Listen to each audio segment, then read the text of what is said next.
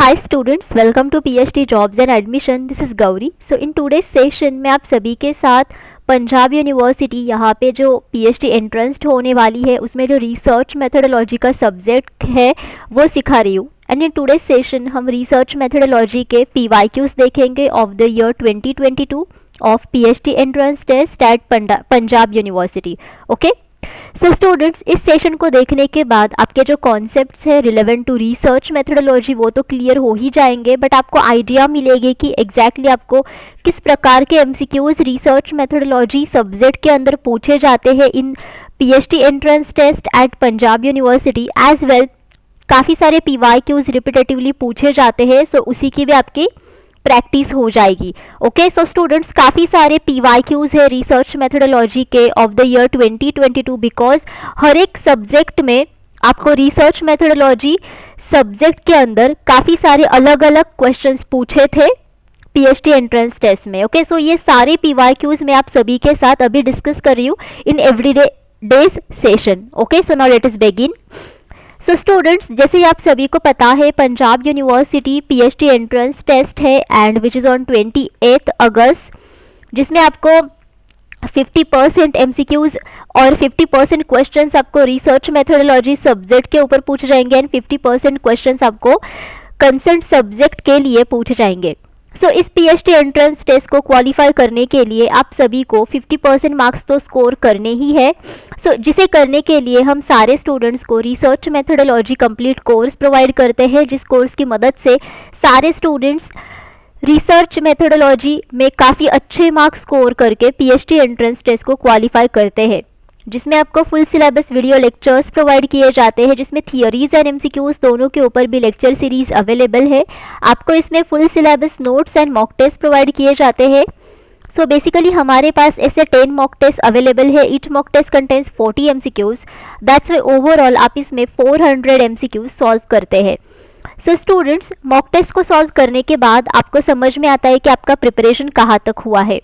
आपको इसमें 1500 से भी ज़्यादा MCQs का रिवीजन PDF भी प्रोवाइड किया जाता है, जिस PDF की मदद से आप सारे टॉपिक्स को एक ही PDF में रिवाइज कर सकते हैं. आपको गारंटीड 80% MCQs इसी PDF में से मिलते हैं out of 100% MCQs in the research methodology section of the PhD entrance test. और ये जो सारा स्टडी मटेरियल है ये भी आपको हिंदी एंड इंग्लिश इन दोनों ही लैंग्वेजेस में प्रोवाइड किया जाता है. सो स्टूडेंट्स, अगर आपको कंप्लीट कोर्स को परचेस करना है देन इधर आप ग्लोबल ऑनलाइन ऐप डाउनलोड कीजिए फ्रॉम द प्ले स्टोर, जिसके लिए मैंने लिंक इस वीडियो के डिस्क्रिप्शन बॉक्स में आप सभी के साथ शेयर की है, या फिर आप इनमें से किसी भी नंबर्स पर जाकर व्हाट्सएप थ्रू ओनली मुझे कॉन्टैक्ट करके इंक्वायरी कर सकते हैं. कोर्स की फीस भी बहुत कम है which is only 699 and income fees में हम सारे स्टूडेंट्स को गारंटीड सिलेक्शन करवा देते हैं. ओके, सो स्टूडेंट्स, ये जितने भी सारे टॉपिक्स मैंने मेंशन किए हैं इन सारे टॉपिक्स को हमने कंप्लीट कोर्स में कवर किया है बिकॉज इनके ऊपर आपको PhD एंट्रेंस टेस्ट में क्वेश्चंस पूछे जाते हैं. सो स्टूडेंट्स, इस PhD एंट्रेंस टेस्ट में आपको MCQs तो पूछे ही जाएंगे ही, बट इसी के साथ आपको डिस्क्रिप्टिव टाइप क्वेश्चंस भी पूछे जाएंगे. सो इन दोनों ही क्वेश्चंस को आप काफ़ी अच्छी तरीके से डील कर सकते हो by using complete course. Okay, what out of following refers to inferring about the whole population based on the observations made on a small part. Okay, now students, इनमें से कौन सा इन्फरेंस ऐसा है जिसमें बेसिकली हम whole population को small observations के आधार पर इन्फर करते हैं. सो बेसिकली होल पॉपुलेशन के बारे में जितने भी सारे कंक्लूजन्स हैं वो हम स्मॉल ऑब्जर्वेशंस के आधार पर निकालते हैं. So whether it is pseudo inference, whether it is objective inference, whether it is inductive inference और whether it is deductive inference. Now students, हम ये सारे के सारे इन्फरेंसेस पहले देखते हैं कि क्या है. सूडो इन्फरेंस का मतलब होता है कि फॉल्स इन्फरेंस. सूडो का मतलब ही फॉल्स है. ओके, ऑब्जेक्टिव इन्फरेंस का मतलब होता है कि बेसिकली जब भी आप किसी भी फैक्ट्स या फिर एविडेंस के आधार पर कंक्लूजन्स निकालते हो, okay, rather than personal feelings और ओपिनियंस, सो उस इन्फरेंस को कहा जाता है what, objective inference. Now what is inductive inference? Now students, inductive inference में बेसिकली आप ऑब्जर्वेशन से शुरुआत करते हो एंड आप थोड़ा पीछे चले जाते हो बिकॉज आप ऑब्जर्वेशन से शुरुआत करते हो, and then based upon the observations आप रिजल्ट जनरलाइज करते हो, थियोरी को जनरलाइज करते हो. So from observation you go towards the theory. Okay, now what is deductive inference? What is this? So students, deductive inference का मतलब होता है कि इसमें बेसिकली हम जो वाइडली एक्सेप्टेड फैक्ट्स होते हैं और डेफिनेशंस होते हैं उसके आधार पर इन्फरेंसेस निकालते हैं. एंड डिडक्टिव इन्फरेंस में बेसिकली हम प्रीमाइसेस के आधार पर इन्फरेंसेस निकालते हैं. सो बेसिकली प्रीमाइसेस के आधार पर हम यहाँ पे हाइपोथेसिस को फॉर्मुलेट करते हैं, उसे टेस्ट करते हैं. Okay, that's why if you see all of these inference types, then आपको समझ में आ गया होगा कि इंडक्टिव इन्फरेंस में हम ऑब्जर्वेशंस के आधार पर इन्फरेंसेस निकालते हैं, राइट. एंड एग्जैक्टली यही आपको इस क्वेश्चन में पूछा है कि बेसिकली आप ऑब्जर्वेशंस के आधार पर किस इन्फरेंस में होल पॉपुलेशन के बारे में इन्फरेंसेस निकालते हो. Okay, so this is nothing but what? Inductive inference. सो आपको ये हमेशा याद रखना है. Okay, uniting various qualitative methods with quantitative methods can be called as. अगर आप क्वालिटेटिव मेथड्स को क्वांटिटेटिव मेथड्स के साथ यूनाइट करते हो देन उसे क्या कहा जाता है? यूनाइट का मतलब होता है कि जब भी आप दोनों को भी मिक्स करते हो, क्वालिटेटिव मेथड्स को क्वांटिटेटिव मेथड्स के साथ. कोलिस, triangulation, bipartite, then impassive. So if you see students all of these options, then कोलिस का मतलब होता है कि कोलिजन होना, यानी कि संगठित होना. जैसे कि फॉर एग्जाम्पल केमिस्ट्री में इस वर्ड का इस्तेमाल ज़्यादा किया जाता है कि collision of the particles. Okay, but यहाँ पे आप दो मेथड्स को यूनाइट कर रहे हो, सो दिस इज एलिमिनेटेड. बाइपार्टाइट, देखो ये जो कॉन्सेप्ट है और ये जो वर्ड है ये बेसिकली बायोलॉजी में ज़्यादा यूज़ किया जाता है, जिसका मतलब होता है कि द्विपक्षीय. एंड इम्पैसिव यानी कि which is opposite to the passive. Okay, so ये दोनों भी ऑप्शंस एलिमिनेट हो जाते हैं. सो बचा हुआ ऑप्शन है triangulation. So triangulation is the concept which is not relevant to mathematics. ये कॉन्सेप्ट ऐसी है जो रिसर्च मेथड के साथ रिलेट करती है. So triangulation itself is a research method and जिसमें बेसिकली आप दोनों ही मेथड्स को यूनाइटली यूज़ करते हो, qualitative methods and quantitative methods को. ट्रायंगुलेशन मेथड्स ये एक मिक्स्ड रिसर्च मेथड है जो हम यूज़ करते हैं ताकि हमें काफ़ी अच्छे रिजल्ट्स मिले, काफ़ी एक्यूरेट रिजल्ट्स मिले एंड हमारे रिसर्च के जो रिजल्ट्स है वो बेसिकली ऑथेंटिक हो जाए, हमें वैलिडिटी मिले, हमें रिलायबिलिटी मिले. दैट्स वाई हम ट्रायंगुलेशन रिसर्च मेथड का इस्तेमाल करते हैं. ओके, सो स्टूडेंट्स, हम सारे स्टूडेंट्स को Punjab university PhD entrance test को क्वालिफाई करने के लिए पेपर 2 यानी कि subject specialisation study material provide करते हैं, जिसकी मदद से सारे स्टूडेंट्स सब्जेक्ट स्पेशलाइजेशन में काफ़ी अच्छे मार्क्स स्कोर करते हैं. इसमें आपको full syllabus notes and MCQs provide किए जाते हैं. सो MCQs में आपको most expected MCQs and PYQs provide किए जाते हैं, जिनकी मदद से स्टूडेंट्स गारंटीड सब्जेक्ट स्पेशलाइजेशन में काफ़ी अच्छे मार्क्स स्कोर करते हैं. सो स्क्रीन पर ये जितने भी सारे सब्जेक्ट्स मैंने मेंशन किए हैं, इन सारे सब्जेक्ट्स के ऊपर करंटली हमारे पास सब्जेक्ट स्पेशलाइजेशन का स्टडी मटेरियल अवेलेबल है. अगर आपको किसी और सब्जेक्ट के लिए स्टडी मटेरियल की ज़रूरत है देन आप मुझे कमेंट करके पूछ सकते हो. पेपर 2 यानी कि सब्जेक्ट स्पेशलाइजेशन स्टडी मटेरियल की फ़ीस है सिर्फ 999 एंड इनकम फीस में हम सारे स्टूडेंट्स को गारंटीड सिलेक्शन करवा देते हैं. So students, to join our courses आप इनमें से किसी भी नंबर्स पर जाकर व्हाट्सएप थ्रू ओनली मुझे कॉन्टैक्ट करके इंक्वायरी कर सकते हैं. सो स्टूडेंट्स, ये जो सब्जेक्ट स्पेशलाइजेशन स्टडी मटेरियल है ये आप सभी को एंट्रेंस एग्ज़ाम को क्वालिफाई करने के लिए तो होगा ही काफ़ी हेल्पफुल, बट इसी के साथ ही आप सभी को इंटरव्यू सेशन को क्वालिफाई करने के लिए काफ़ी हेल्पफुल होगा. Okay, in Hindi language the term anusandhan refers to. Now अनुसंधान शब्द का मतलब हिंदी लैंग्वेज में क्या है? Become goal oriented, attain the aim यानी कि लक्ष्य को प्राप्त करना, praying of an aim, aim के लिए शिकार होना, और बेसिकली इसका ये भी मतलब हो सकता है कि एम के लिए प्रे करना. Then follower of an aim, किसी लक्ष्य का अनुयायी होना। सो स्टूडेंट्स, अनुसंधान का जो मतलब होता है वो होता है research, and in other words इसका मतलब ये भी होता है कि प्लानिंग करना। ओके किसी भी चीज़ के लिए प्लान करना, किसी भी चीज़ को प्राप्त करने की कोशिश करना। सो अनुसंधान का हिंदी लैंग्वेज में जो मतलब है वो यही है कि फॉलोवर ऑफ एन एम, यानी कि एम को फॉलो करने वाला। Okay so this is your correct answer. Testing hypothesis is a, now testing hypothesis ये क्या है? Inferential statistics, descriptive statistics, data preparation, data analysis. So students, ये क्वेश्चन हमने पहले भी देखा है।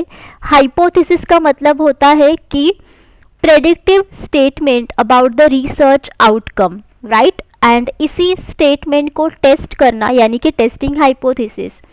Now let us see the options. Inferential statistics ये एक स्टैटिस्टिक्स की ब्रांच है जिसमें बेसिकली हम जो इन्फरेंसेस निकालते हैं अबाउट आवर रिसर्च प्रोसेस उनको हम टेस्ट करते हैं। So these inferences are nothing but what? Hypothesis itself, and इसी हाइपोथेसिस को हम इन्फरेंशियल स्टैटिस्टिक्स में टेस्ट करते हैं by using different statistical techniques like parametric techniques and non parametric techniques जो हमने देखे हैं। So here that's why your correct answer should be what? 1, that is inferential statistics. Descriptive statistics में जो data आपके पास होता है उस डेटा को आप डिस्क्राइब करते हो, जैसे कि for example measures of central tendency, measures of dispersion, then graphical representations आप यूज करते हो that. Data preparation is one of the step in data analysis, जिसमें बेसिकली आप रॉ डेटा को अच्छे डेटा में ट्रांसफॉर्म करते हो। And data analysis is the technique जिसमें बेसिकली आप डेटा को इस तरीके का बनाते हो which would be really useful for your further research process. And basically data analysis में जो डेटा आपको समझ में नहीं आता है उस डेटा को आप मीनिंगफुल फॉर्मेट में बदल देते हो। सो डेटा का मीनिंग जानना is nothing but what? Data analysis. Okay, to explain, predict और control phenomenon are the goals of dash. So किसी भी फेनोमेनन को एक्सप्लेन करना, उसके बारे में प्रेडिक्शन निकालना एंड उसे कंट्रोल करना, ये बेसिकली किसका गोल है? ट्रेडिशन का गोल है या फिर इंडक्टिव लॉजिक या फिर डिडक्टिव लॉजिक या फिर साइंटिफिक मेथड। सो स्टूडेंट्स, हमने ट्रेडिशन तो आप सभी को पता है। ओके सो ट्रेडिशन का तो गोल ये नहीं हो सकता है कि एक्सप्लेन करो, प्रेडिक्ट करो, कंट्रोल करो, राइट। सो ये तो एलिमिनेट हो गया। Inductive logic and deductive logic हमने इसी सेशन में देखा, which is nothing but what? Inductive inference and deductive inference. Inductive inference and deductive inference, इन दोनों को भी हम रिसर्च में यूज़ करते हैं जब भी हम रिसर्च को करना चाहते हैं। And scientific method is a proper methodology जिसमें बेसिकली हम रिसर्च करते हैं। एंड साइंटिफिक मेथड का यही एक गोल होता है कि वो किसी भी फेनोमेनन को एक्सप्लेन करे, उसे प्रेडिक्ट करे एंड और कंट्रोल करे। That's why here your correct answer should be what? 4, that is scientific method. The deductive theory is one that. Now deductive theory क्या है? Allows theory to emerge out of the data, then involves testing and explicitly defined hypothesis, allows for findings to feedback into the stock of knowledge, uses qualitative methods whenever possible. So students, deductive theory एक ऐसी theory होती है जिसमें आप deductive inference का use करते हो। And हमने देखा कि डिडक्टिव इन्फरेंस एग्जैक्टली होता क्या है। डिडक्टिव इन्फरेंस में बेसिकली आपके पास पहले से ही प्रीमाइसेस होते हैं और यू कैन से थियरीज होती है जिसके आधार पर आप हाइपोथेसिस को बनाते हो एंड उसी हाइपोथेसिस को आप टेस्ट करते हो। बेस्ड अपॉन द एविडेंसेस आप तय करते हो कि वेदर आपको इस हाइपोथेसिस को एक्सेप्ट करना है या फिर रिजेक्ट करना है। सो अगर आपके प्रीमाइसेस फॉल्स है देन ऑब्वियसली आपको रिजल्ट्स भी फॉल्स ही मिलेंगे, बट अगर आपके प्रीमाइसेस सही है देन आपको रिजल्ट्स भी सही मिलेंगे। सो this is the validity of the deductive inference and that's why deductive theory is the one which involves testing and explicitly defined hypothesis. Okay so this is your correct answer because deductive theory में basically आप जो सोचते हो ये basically उसी के आधार पर होता है जो एग्जैक्टली रियलिटी में फैक्ट्स है और जो डेफिनेशंस है।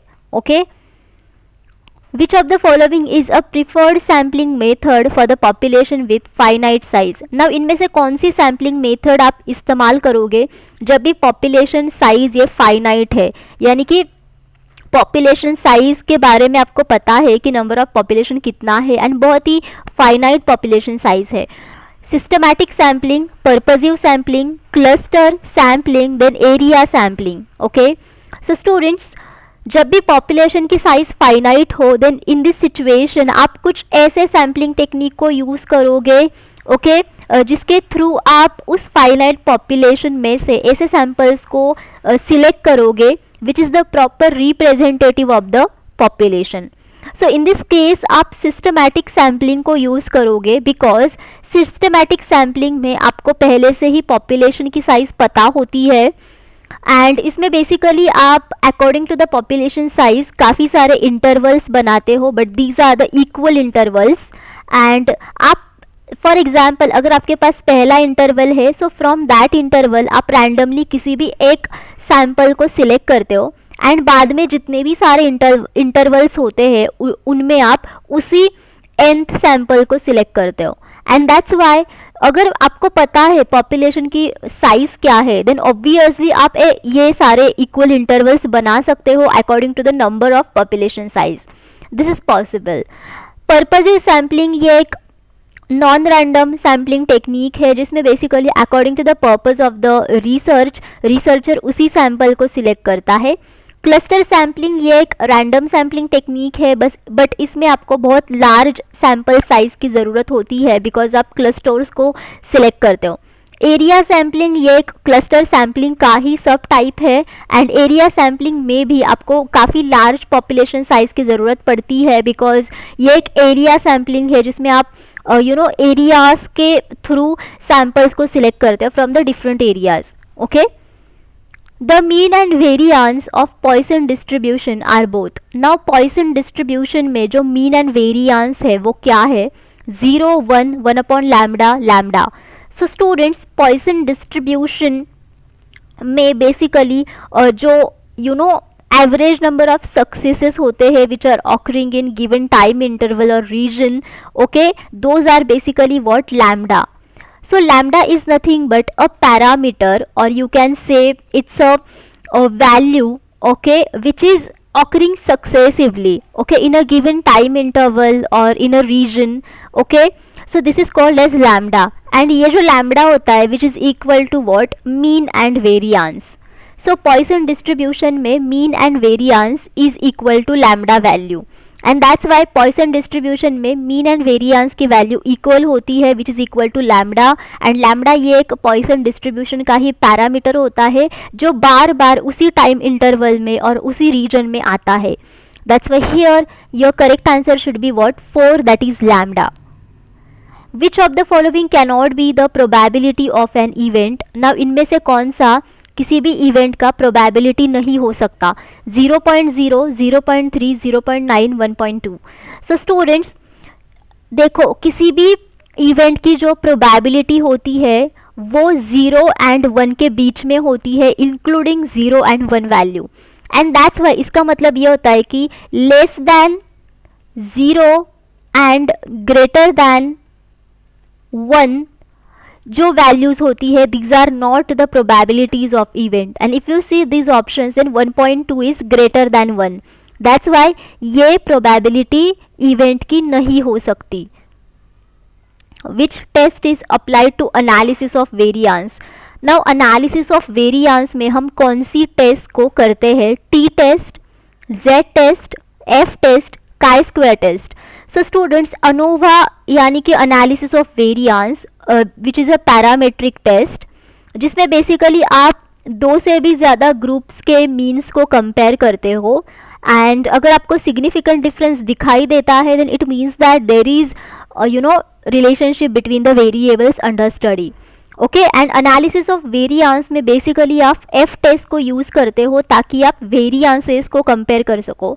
सो बेसिकली इसमें आप बिटवीन ग्रुप जो वेरियांसेस होते हैं उसे आप विद इन ग्रुप वेरिएंसेस के साथ कंपेयर करते हो। Okay, so between the group variances को within the group variances के साथ कंपेयर किया जाता है in the ANOVA by using F test, because F test के थ्रू आप वेरिएंसेस को कंपेयर कर सकते हो एंड एफ वैल्यू अगर आपको काउंट करनी है देन उसके लिए आप वेरिएंसेस का रेशो निकालते हो, वेरिएंस 1 इज टू वेरिएंस 2.